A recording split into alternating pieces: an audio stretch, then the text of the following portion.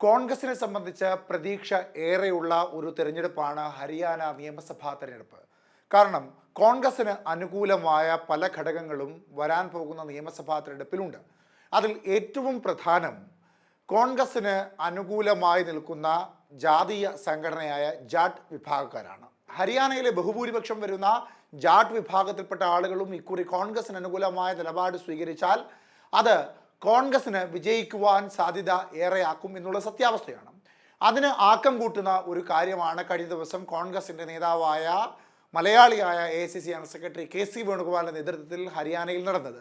അതായത് ബ്രിജ്ഭൂഷൺ സിംഗ് എന്ന BJP നേതാവിനെതിരായ വലിയ സമരങ്ങൾക്ക് നേതൃത്വം നൽകിയ ഗുസ്തി താരമായ വിനേഷ് ഫോഗട്ട്, ഒളിമ്പിക്സിൽ കപ്പിനും ചുണ്ടിനുമിടയ്ക്ക് ഗോൾഡ് മെഡൽ നഷ്ടപ്പെട്ടു പോയ താരത്തെ ഇന്ത്യ ഹൃദയത്തോട് ചേർത്ത് വെച്ചിരുന്നു. ആ ഇന്ത്യൻ താരത്തിനെ സ്വാഭാവികമായും ഹരിയാനയിൽ മത്സരിപ്പിക്കുമ്പോൾ, കോൺഗ്രസ് സ്ഥാനാർത്ഥിയായി മത്സരിപ്പിക്കുമ്പോൾ അത് ഇന്ത്യ സഖ്യത്തിന് അല്ലെങ്കിൽ കോൺഗ്രസിന് ആത്മവിശ്വാസം നൽകുന്ന ഒരു കാര്യം തന്നെയാണ്. കൂടാതെ ഈ ജാതീയ സമവാക്യം അത് കോൺഗ്രസിന് അനുകൂലമായി നിൽക്കുന്നു. മൂന്നാമതായി BJPയിൽ നിന്ന് ചില MLAമാർ പാർട്ടി വിട്ടു പോകുന്നു എന്നുള്ളതടക്കം മൊത്തത്തിൽ നോക്കുമ്പോൾ കോൺഗ്രസിന് ഗുണകരമാകുന്ന ഒരു സാഹചര്യം തന്നെയാണ് ഹരിയാനയിലുള്ളത്.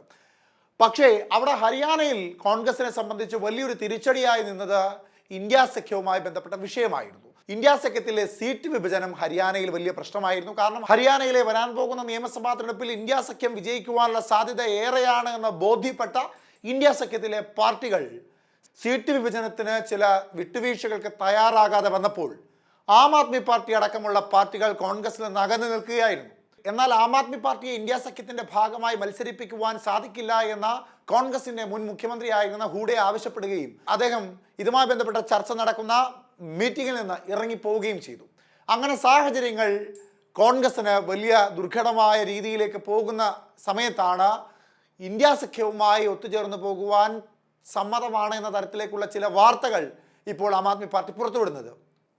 ഹരിയാനയിൽ ഇന്ത്യ സഖ്യത്തിന് ഉണർവേകുന്ന വാർത്തയാണ് ഇപ്പോൾ പുറത്തു വരുന്നത്. അതായത് ആം ആദ്മി കോൺഗ്രസ് സഖ്യ ചർച്ചയിൽ പുരോഗതി ഉണ്ടായി എന്ന വാർത്തയാണ് ഇപ്പോൾ പുറത്തു വരുന്നത്. നിലവിൽ ഏതാനും സീറ്റുകളിൽ ഇരുവരും ഒരുമിച്ച് മത്സരിക്കുവാൻ ഇരു പാർട്ടികളും തമ്മിൽ തീരുമാനമായിട്ടുണ്ട്. കൂടാതെ സഖ്യ ചർച്ചകളിലെ പുരോഗതിയുടെ അടിസ്ഥാനത്തിൽ നിലവിൽ 5 സീറ്റുകളിൽ ഒരുമിച്ച് മത്സരിക്കുവാൻ ആം ആദ്മി പാർട്ടി തയ്യാറായേക്കുമെന്നാണ് സൂചന. സഖ്യം സംബന്ധിച്ച് ഔദ്യോഗിക പ്രഖ്യാപനം നാളെ ഉണ്ടാകുമെന്നും സൂചനയുണ്ട്. തെരഞ്ഞെടുപ്പിൽ ഒറ്റയ്ക്ക് മത്സരിക്കുമെന്നായിരുന്നു ഇരു പാർട്ടികളുടെയും മുൻ നിലപാട്.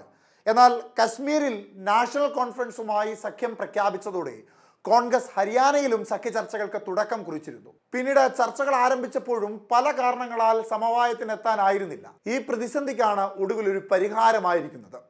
അതേസമയം തെരഞ്ഞെടുപ്പ് അടുത്തിരിക്കെ BJPയെ പ്രതിസന്ധിയിലാക്കി പ്രധാനപ്പെട്ട നേതാവും ഹരിയാന മുൻ മന്ത്രിയുമായ ബച്ചൻ സിംഗ് ആര്യ പാർട്ടിയിൽ നിന്ന് രാജിവെച്ചു.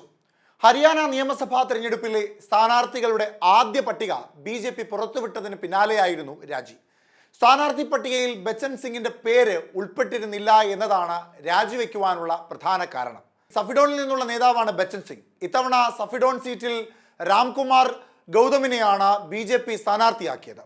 ഇതിൽ പ്രതിഷേധിച്ച് രാജിവെച്ചതിന് ശേഷം BJPയുടെ പ്രവർത്തന ശൈലിയെയും ബച്ചൻ സിംഗ് രൂക്ഷമായി വിമർശിച്ചു. BJP പ്രവർത്തന ശൈലിയിൽ ജനങ്ങൾ തൃപ്തരല്ലെന്നും പൊതുജനങ്ങൾ ആവശ്യപ്പെട്ടത് പ്രകാരമാണ് BJP ബന്ധം അവസാനിപ്പിച്ചതെന്നും ബച്ചൻ സിംഗ് മാധ്യമങ്ങളോട് പ്രതികരിച്ചു. മണ്ഡലത്തിലെ ജനങ്ങളെ BJP അവഗണിച്ചു. പൊതുജനങ്ങളുടെ ടിക്കറ്റിലാണ് താൻ മത്സരിക്കുന്നത്. ജനങ്ങൾ വോട്ട് ചെയ്യേണ്ടതിനാൽ അവർ പറയുന്നത് അനുസരിക്കുന്നുവെന്നും ബച്ചൻ സിംഗ് പറഞ്ഞു. അങ്ങനെ സീറ്റ് കിട്ടാത്തതിൻ്റെ പേരിൽ ബച്ചൻ സിംഗ് BJPയെ തള്ളിപ്പറഞ്ഞുകൊണ്ട് പുറത്തേക്ക് പോകുന്നു. തനിക്ക് പകരം മറ്റൊരാളെ BJPയുടെ സ്ഥാനാർത്ഥിയാക്കിയതിൻ്റെ പേരിൽ രൂക്ഷമായ വിമർശനമാണ് BJPക്കെതിരായി ബച്ചൻ സിംഗ് ഉയർത്തിയിരിക്കുന്നത്.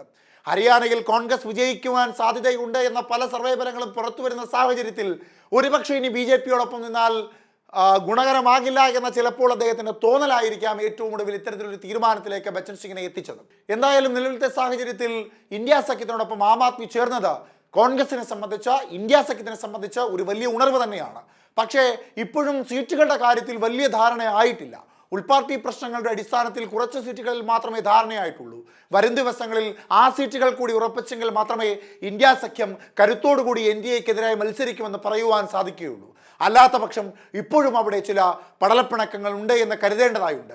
എന്നിരുന്നാലും വരും ദിവസം ഇന്ത്യ സഖ്യത്തിൻ്റെ കരുത്തെന്തെന്നറിയുവാൻ, അല്ലെങ്കിൽ NDA സഖ്യത്തിൻ്റെ കരുത്തെന്തെന്നറിയുവാൻ കാത്തിരിക്കേണ്ടതായുണ്ട്. ആം ആദ്മി പാർട്ടിക്ക് ഹരിയാനയിലുള്ള സ്വാധീനം അടക്കമുള്ള കാര്യങ്ങൾ കണക്കിലെടുക്കേണ്ടതായിട്ടുള്ള സാഹചര്യത്തിൽ ഹരിയാനയിലെ രാഷ്ട്രീയ പോരാട്ടങ്ങൾ, രാഷ്ട്രീയ കരുനീക്കങ്ങൾ ആർക്ക് അനുകൂലമായ ഒരു അന്തിമ വിധി നിർണ്ണയിക്കുമെന്നറിയുവാൻ ഇനിയും ദിവസങ്ങൾ മാത്രമാണ് ബാക്കിയുള്ളത്.